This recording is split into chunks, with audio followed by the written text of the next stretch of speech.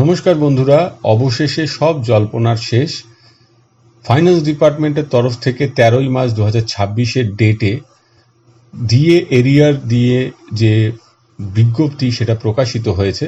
ফলে রোপা 2009-এর আন্ডারে যে ডিএটা প্রাপ্য সুপ্রিম কোর্টের অর্ডারে, সেই ডিএ সংক্রান্ত বিষয়ে যে নির্দেশিকা দিয়েছে তার থেকে মোডালিটিসটা জানা যাচ্ছে যে কিভাবে তারা এই ডিএটা পেমেন্ট করবেন। মাননীয় মুখ্যমন্ত্রী গতকালই এটি টুইটারের মাধ্যমে এই বার্তা দিয়েছিলেন, টুইটার এবং ফেসবুক পোস্টের মাধ্যমে। আজ সেই মোডালিটিটা আমরা জানতে পাচ্ছি। এখানে যেহেতু এইচআরএমএস সিস্টেম বা আইএসএমএস সিস্টেম শিক্ষক শিক্ষিকাদের ক্ষেত্রে বা শিক্ষাকর্মীদের ক্ষেত্রে হবে, সরকারি কর্মচারীদের ক্ষেত্রে এইচআরএমএস সিস্টেমটা চালু হয়েছিল জানুয়ারি 2016 থেকে। তাই আপাতত এরিয়ার প্রাপ্য যদিও এপ্রিল 2008 থেকে ডিসেম্বর 2019 পর্যন্ত, কিন্তু আপাতত জানুয়ারি 2016 থেকে ডিসেম্বর 2019 পর্যন্ত এআইসিপিআই অনুযায়ী ডিআরএস অ্যালাওয়েন্সটা দেওয়া হবে। তবে দুটো ইকুয়াল ইনস্টলমেন্টে দেওয়া হবে, যার ফার্স্ট ইনস্টলমেন্টটা মার্চ 2026-এ দেওয়া হবে এবং সেকেন্ড ইনস্টলমেন্টটা সেপ্টেম্বর 2026-এ দেওয়া হবে। এবার যে ডিএ এরিয়ার পেমেন্ট হবে সেইটা দেওয়া হবে বলার পাশাপাশি এটাও বলা হচ্ছে যে ডিএ কতটা এরিয়ার হবে তার ফাইনাল ডিটারমিনেশন এখনো হয়নি, যেটা মনিটরিং কমিটি করার কথা। সেটা হওয়ার পর যে অ্যাডজাস্টমেন্টটা প্রয়োজন হবে সেটা কিন্তু করা হবে। যদি দেখা যায় যে এই সময়ের মধ্যে একটা পোর্শন দিয়ে দেওয়া হলো কিন্তু ফাইনাল অ্যাডজাস্টমেন্ট তখনও মনিটরিং কমিটি করেনি, সেই অনুযায়ী কিন্তু পরবর্তীকালে পুরো ব্যাপারটা একটুখানি পরিবর্তিত হতে পারে। এবারে এপ্রিল 2008 থেকে ডিসেম্বর 2015 পর্যন্ত কিভাবে দেওয়া হবে ডিএর এরিয়ার, সেটা পরবর্তীকালে নোটিফিকেশন করে জানানো হবে।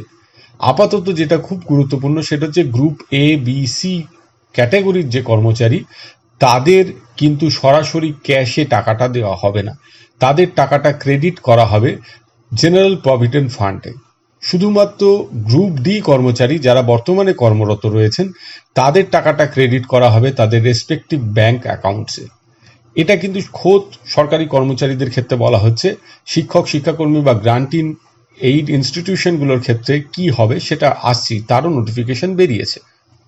এবং এই যে টাকাটা জিপিএফ এ দেওয়া হলো সেটা কোনো অ্যাডমিসিবল অ্যাডভান্স নেওয়ার ক্ষেত্রে বা ফাইনাল উইথড্রলের ক্ষেত্রে 24 মাস অর্থাৎ 2 বছরের আগে তোলা যাবে না, যদি না তার সুপার অ্যানুয়েশন, রিটায়ারমেন্ট, ডেথ বা রেজিগনেশন কিছু ঘটে। তাহলে এই টাকাটা 2 বছর পর্যন্ত কিন্তু আটকে থাকবে, তার কোনো ক্যালকুলেশনের মধ্যে আসবে না যখন কোনো পিএফ উইথড্রল করতে চাইবেন সেই সময়।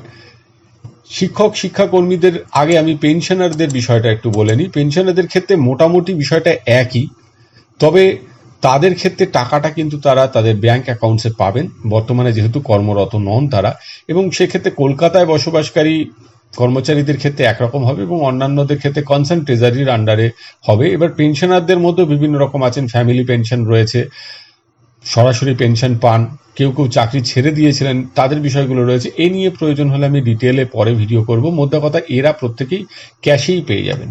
এবার শিক্ষক শিক্ষাকর্মীদের জন্য যে বা গ্র্যান্টিং এইড ইনস্টিটিউশন যেগুলো রয়েছে তার মধ্যে পঞ্চায়েত, মিউনিসিপাল কর্পোরেশন সমস্ত কিছুই পড়বে। তাদের ক্ষেত্রেও কিন্তু প্রাথমিকভাবে যেটা দেওয়া হবে সেটা হচ্ছে জানুয়ারি 2016 থেকে ডিসেম্বর 2019 পর্যন্ত দেওয়া হবে।